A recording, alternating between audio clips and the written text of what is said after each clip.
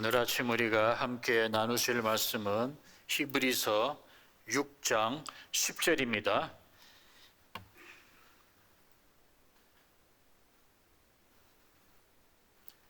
히브리서 6장 10절. 안 넘어가네요. 네, 감사합니다. 자, 제가 읽겠습니다. 하나님은 불의하지 아니하사 너희 행위와 그의 이름을 위하여 나타낸 사랑으로 이미 성도를 섬긴 것과 이제도 섬기고 있는 것을 잊어버리지 아니하시느니라. 요즘 이 비행기 기내 난동 사건이 뉴스에 자주 보도됩니다. 이 자제력을 잃은 승객이 무례히 말하고 또 무례히 행동함으로 다른 승객이나 또는 승무원하고 소란을 피우는 그런 이야기들인데요. 한 번은 이 뒤에 앉아있던 승객이 앞좌석 사이로 발을 올려놓자 좀 내려달라고 부탁을 했더니 한다는 소리가 싫으면 비즈니스 타던가 그랬다고 그래요. 그렇습니다. 무례히 행하지 말아야 하는데 다른 승객들에게 불편을 넘어서 이 불쾌감을 주는 사람들이 점점 늘어나고 있습니다. 특히 말을 할 때 상대방을 배려할 줄 알아야 하는데 그저 자기 기분대로 말을 무책임하게 내뱉는 사람들이 없지 않아 있습니다. 그러면서 자신의 무례함을 정당화하기 위해서 한다는 말이 나는 할 말은 해.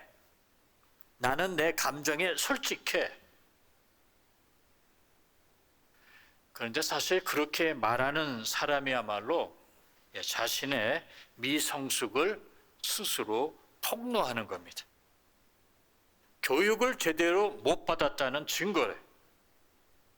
여러분, 교육이 무엇입니까? 왜 사람이 교육을 받아야 합니까? 성공하려고? 지식인이 되려고? 그보다도 교육을 받아야 하는 진짜 이유는 더불어 살기 위해서입니다. 질서와 안녕을 유지하면서 모든 사람과 더불어 살아가는 법을 배우는 것이 바로 교육입니다.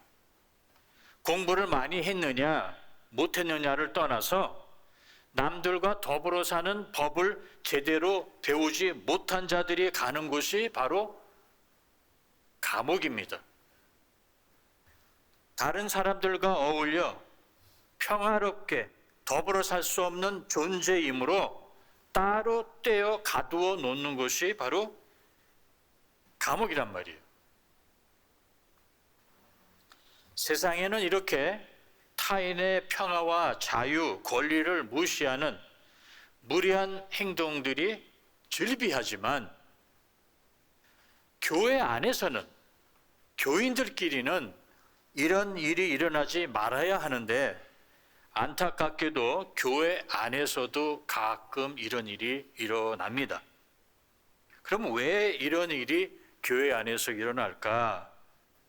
저 나름대로 고민하다가 도달한 결론은 바로 우리가 이 봉사와 섬김을 제대로 구분하지 못해서 발생한다는 것입니다.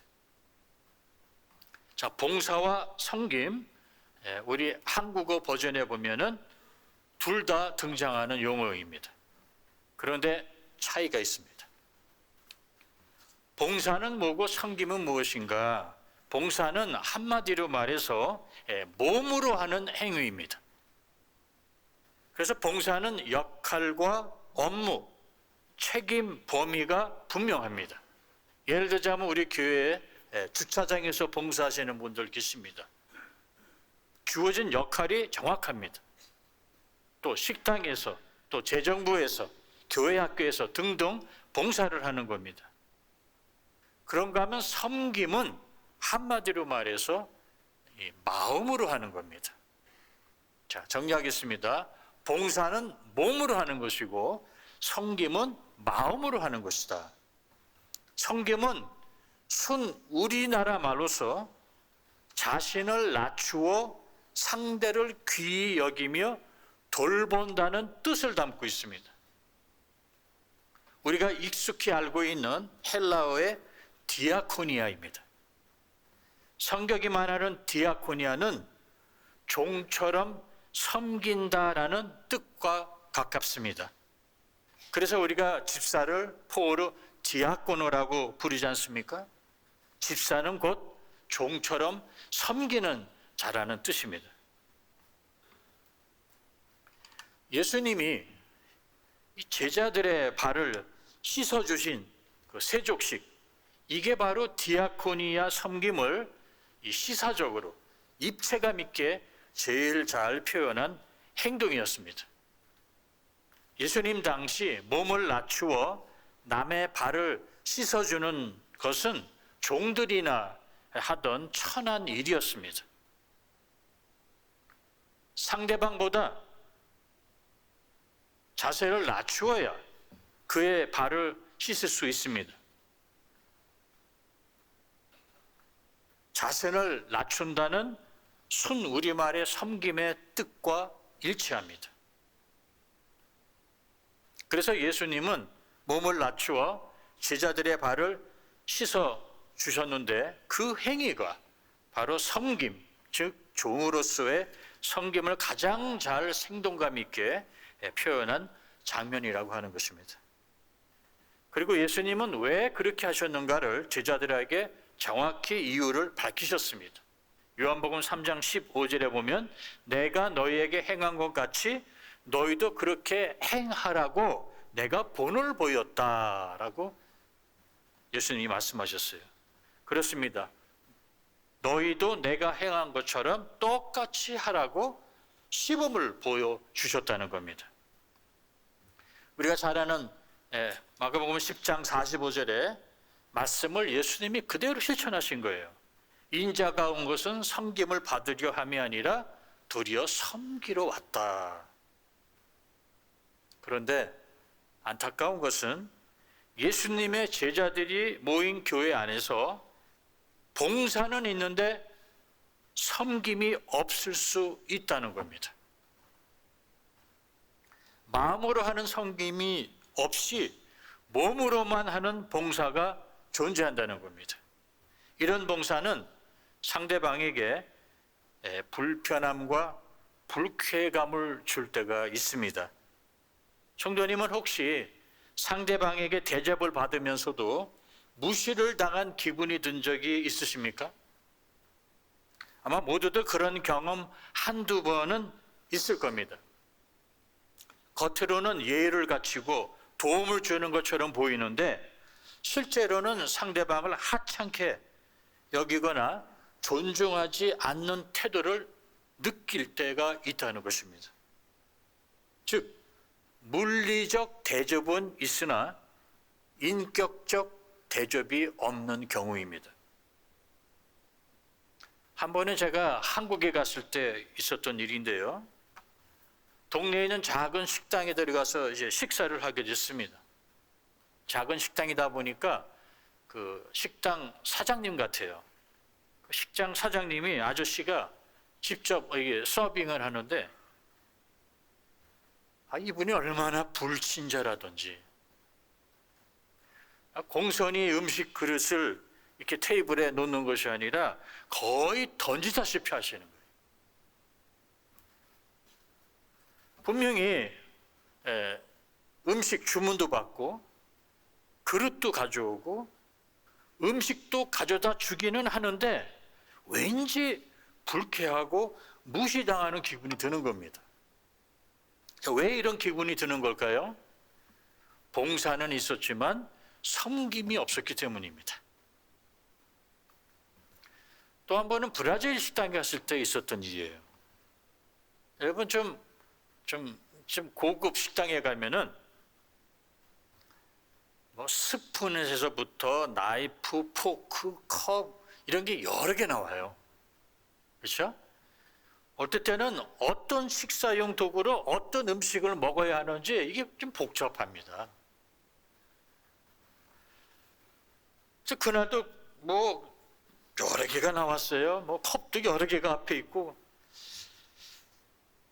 근데 나이가 좀 이렇게 들어 보이는 가르송이 내 옆에 서서 시시콜콜 참견을 하는 거예요. 좀 먹으려고 그러면 그게 아니라 이거로 먹어야 된다고. 뭐 하려면 아니 이 숟갈로 먹어야 된다고 그러고. 간섭을 넘어서 거의 강요를 하는 겁니다. 여러분, 손님이 음식을 손으로 집어먹던 물을 코로 들이키던 무슨 상관입니까? 손님이 기분 좋게 식사를 할 수 있도록 돕는 것이 진짜 제대로 교육받은 프로 웨이터 아닙니까?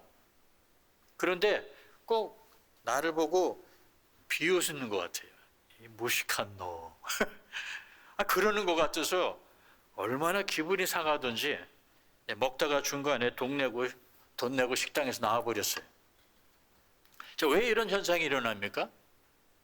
봉사는 있었는데 섬김이 없었기 때문이에요.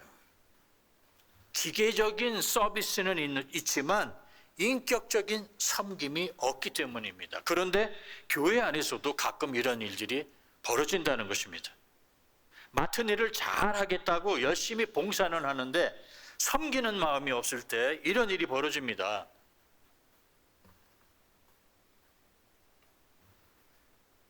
봉사나 대접을 받는 자의 마음을 불편하게, 불쾌하게 만들 수 있다는 것이죠. 그러므로 기계적인 봉사, 자신의 재능이나 실력을 과시하거나 자랑 삼아 하는 봉사, 자아 실현을 위해 하는 봉사, 이런 봉사는 몸으로 하는 봉사이지 마음으로 하는 섬김은 아닙니다. 사랑하기에 상대방의 기분과 감정을 중요시 여겨 섬길 때 진정한 봉사가 가능해지는 겁니다. 여러분, 봉사자는 사실 돈 주고 구할 수 있습니다.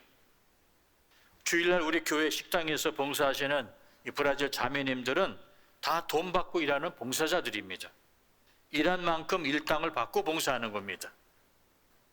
반면 섬기는 자는 돈 주고 구할 수 없습니다. 돈이 목적인 자는 이미 섬기는 자가 아닙니다. 교회가 필요한 것은 그냥 봉사자가 아니라 섬기는 봉사자입니다. 사랑하기에 먼저 마음으로 섬기는 것이고 그 사랑을 몸으로 하는 봉사로 표현하는 것입니다.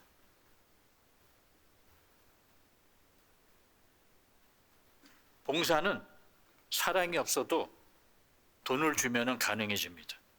그런데 성경이 말하는 섬김은 사랑이 없으면 불가능합니다.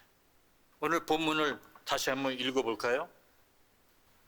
함께 같이 읽어보겠습니다. 시작. 사랑으로 이미 성도를 섬긴 것과 이제도 섬기고 있는 것이라고 말하고 있어요. 사랑으로로 시작합니다. 사랑으로 성도를 섬기는 것에 대하여 지금 언급하고 있습니다. 사랑은 마음도 움직이게 하고 몸도 움직이게 만듭니다.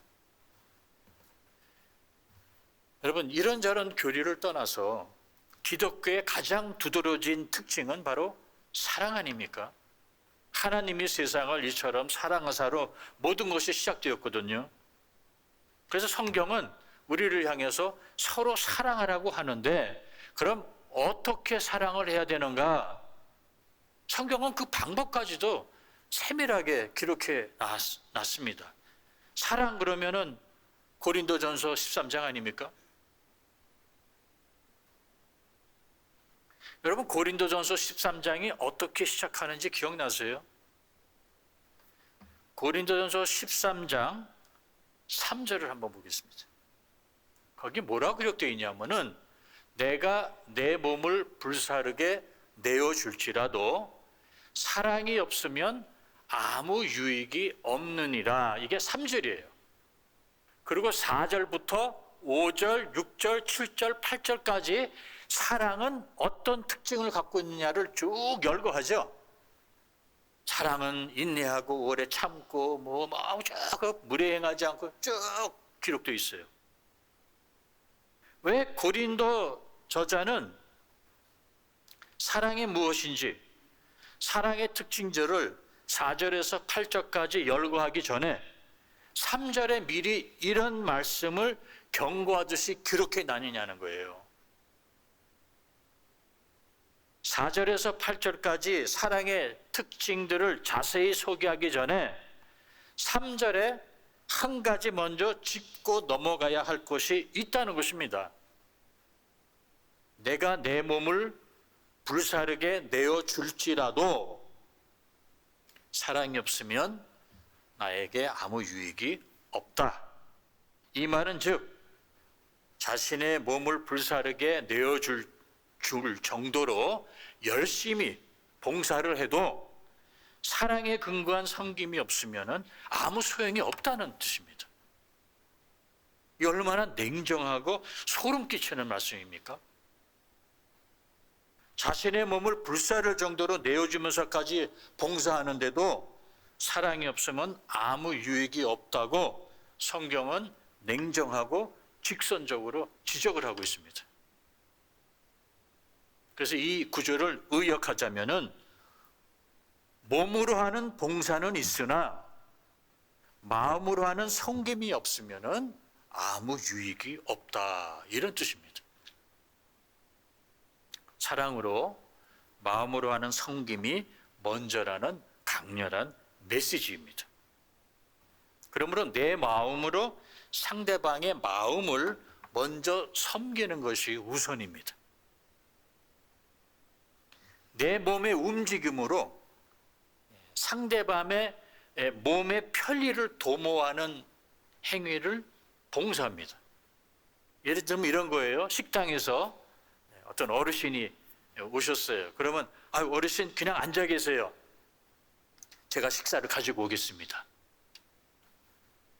또 제가 댁까지 모시러 가겠습니다. 이건 봉사입니다. 잘하고 계신 겁니다. 그런데 이런 봉사마저도 상대방의 마음을 불편하게 하고 상하게 한다면 그건 몸으로 하는 봉사이지 마음으로 하는 섬김은 아니라는 것을 전도명 목사가 말하는 것이 아니라 성경이 그렇게 말하고 있습니다. 사실 남을 섬긴다는 것은요, 상대방의 마음의 평화를 깨지 않는 거예요. 그 사람이 누리고 있는 평온하고 잔잔한 마음의 호수에 돌을 던지지 않는 겁니다. 상대방의 마음의 평화를 귀중히 여기는 배려가 바로 섬김입니다. 여러분, 이번 주에도 장례식이 2번 있었어요. 이 상을 당하신 유족들 가운데 참 많은 분들이에요. 많은 분들이 장례식을 마친 후에 우리 연합교회 경조부원들에게 진심 어린 이 감사를 표하는 모습을 제가 자주 목격을 합니다. 왜 그럴까요? 기계적인 봉사가 아니라 섬기는 자의 태도로 실제적인 도움을 드렸기 때문이에요.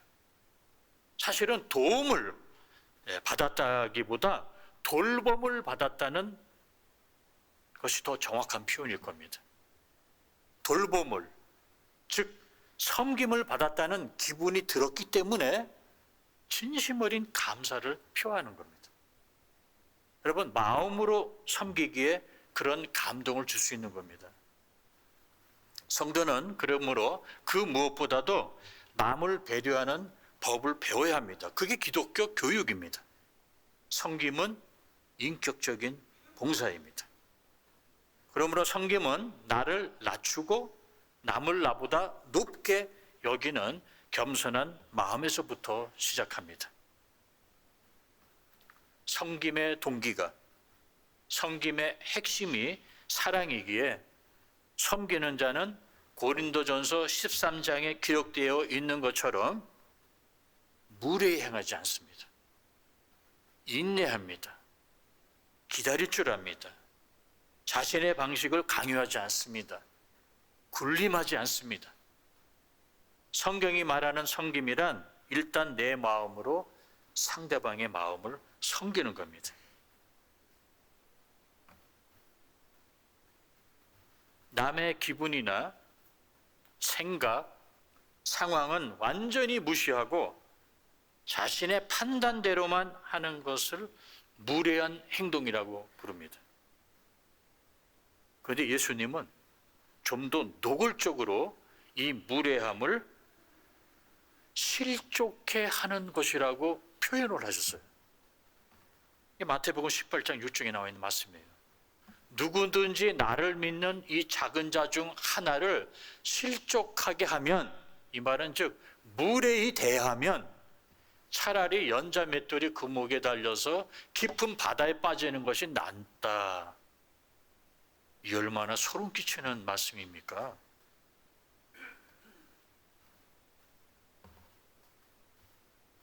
그러기에 성도가 성도를 실족해 하는 것, 무례히 대하는 것은 우리가 삼가해야 합니다.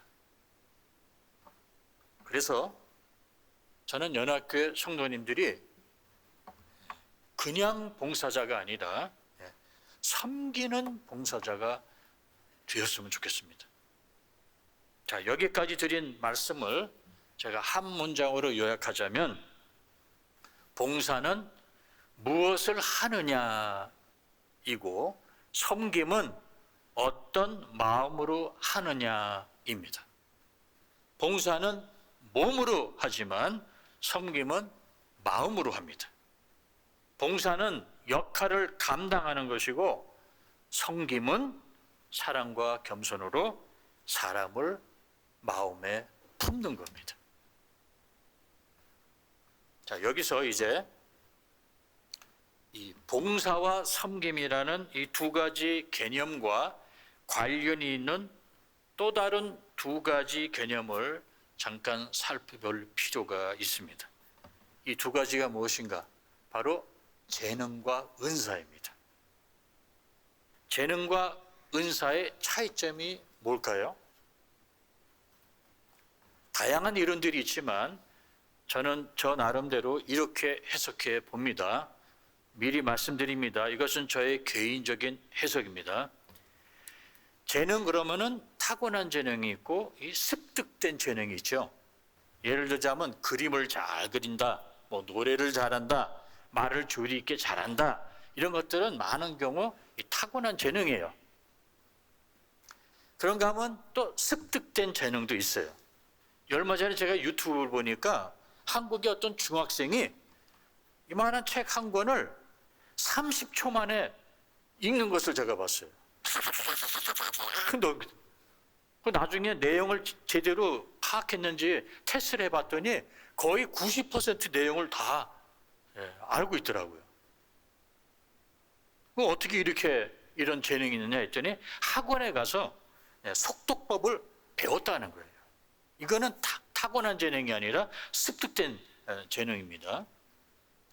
그래서 이런 재능으로 인기도 얻을 수 있고 돈도 버는 사람들 많습니다. 예를 들어서 노래를 잘하는 사람은 그 재능으로 인기도 얻고 가수가 되어서 돈을 엄청 많이 버는 사람들이 얼마나 많습니까? 자, 그런데 그 노래 잘하는 그 재능에 섬김이 없으면 그 재능은 그냥 재능에 머뭅니다. 불신자 가운데서도 재능이 넘쳐나는 사람은 이 세상에 셀 수 없을 정도로 많습니다. 그런데 그 재능이 성령의 인도하심 속에서 신앙 공동체, 교회를 세우는 섬김으로 사용될 때 우리는 그 재능이 은사로 사용되고 있다는 표현을 씁니다. 재능이 본질이 은사로 변화된다는 것이 아닙니다. 물이 기름이 된다는 말이 아니라 재능이 은사로 드러나기 시작한다는 겁니다. 즉 타고난 아니면 습득된 재능을 섬김의 통로로 사용할 때 은사가 되는 거예요. 그러므로 재능은 방향이 바뀔 때 은사로 변신합니다. 재능이 자기 만족, 자기 자랑, 자아 실현을 향하던 것이 타인, 이웃, 공동체를 향하게 되면 은사로 탈바꿈을 하게 된다는 것이에요. 바로 재능이 노래를 잘하든 그림을 잘 그리든 말을 잘하든 어떤 재주가 있든 이런 것이 성령의 손에 붙들려 사용되기 시작하면 우리는 그것을 은사라고 부릅니다. 그러므로 재능은 쉽게 말해서 자기 개인을 위한 것이라면 은사는 공동체를 위한 것입니다. 그러므로 재능을 발휘하여 봉사를 하되 섬김의 자세와 마음이 없으면 그것은 은사라고 볼 수가 없어요. 그건 뭐라고 하냐면은 재능 기부라고 합니다. 재능 기부는 일반 사회에서도 흔한 일이에요. 그래서 교회 안에는 재능이 많은 재주꾼보다 그 재능을 은사로 드러내어 섬기는 자들이 필요합니다. 그래서 우리가 이렇게 간략하게 설명해 볼 수 있어요. 봉사는 재능으로 할 수 있어요. 그러나 우리가 말하는 성경이 말하는 섬김은 은사로 해야 됩니다. 자, 이해를 돕기 위해서 제가 축구 선수 예를 한번 들어볼게요. 아르헨티나의 저 메시처럼 드리블을 아주 잘하는 선수가 한 명 있어요. 드리블을 잘하는 것은 그 사람의 개인적인 재능입니다.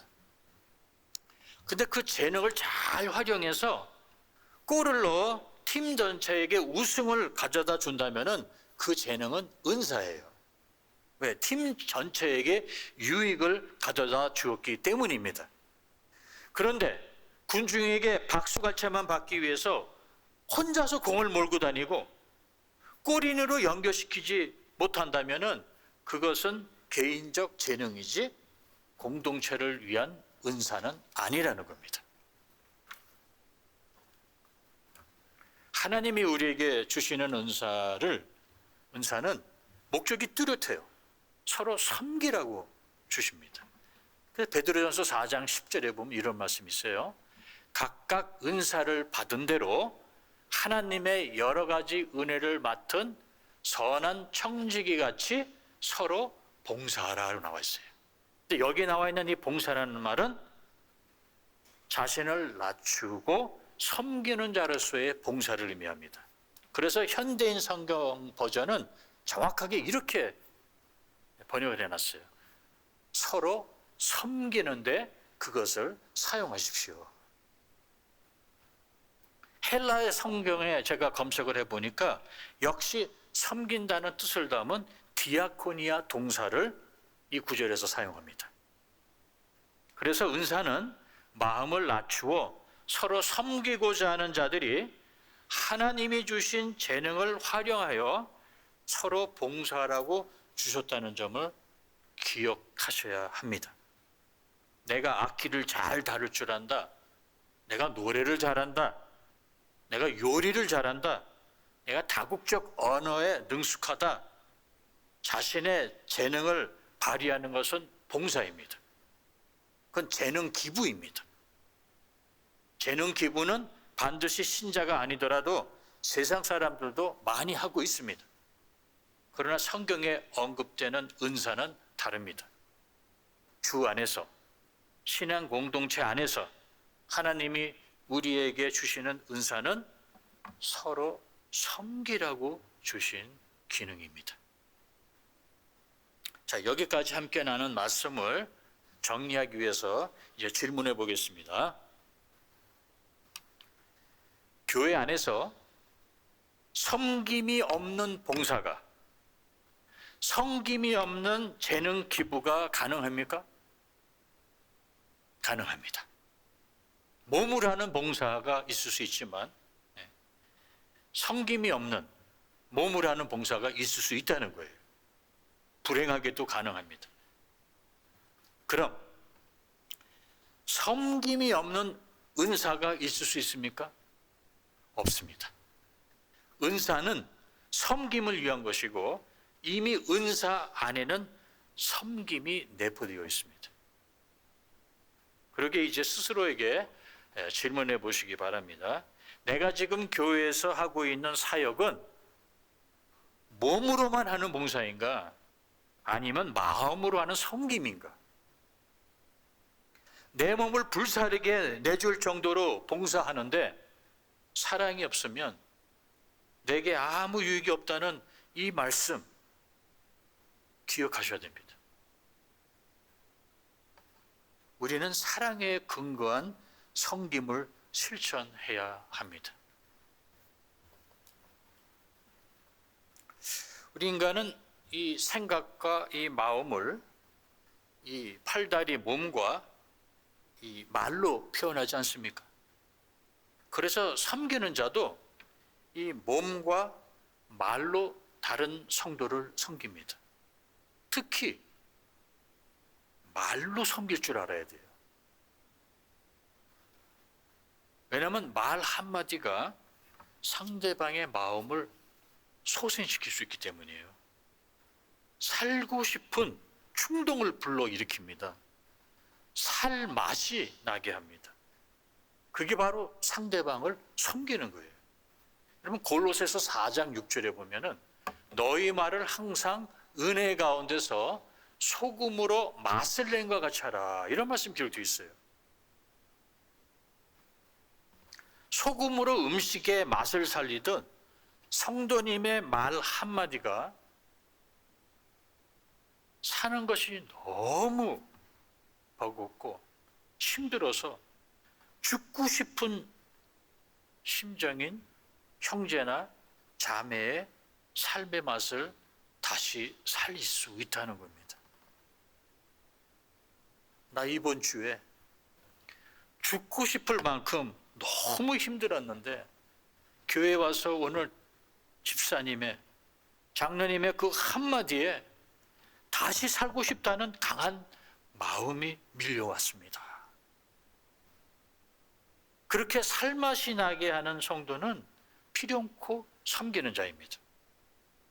내가 만나는 사람들은 나로 인해서 살맛이 난다고 하고 있는지, 아니면 나만 보면 기분이 잡힌다고 하는지,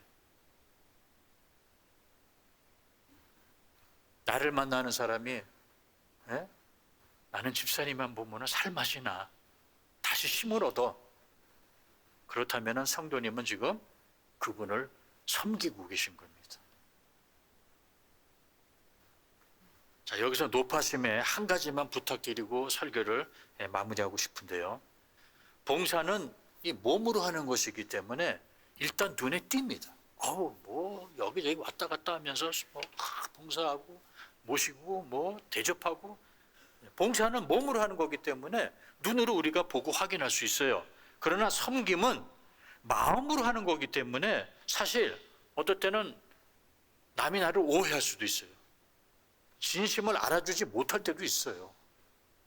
다시 말해서 사랑에 근거한 섬김의 자세로 봉사를 했건만 상대방은 의심할 수도 있고요, 오해할 수도 있고, 성도님의 진심을 왜곡할 때도 있습니다. 그래서 우리가 시험받고 마음의 상처를 입지 않습니까?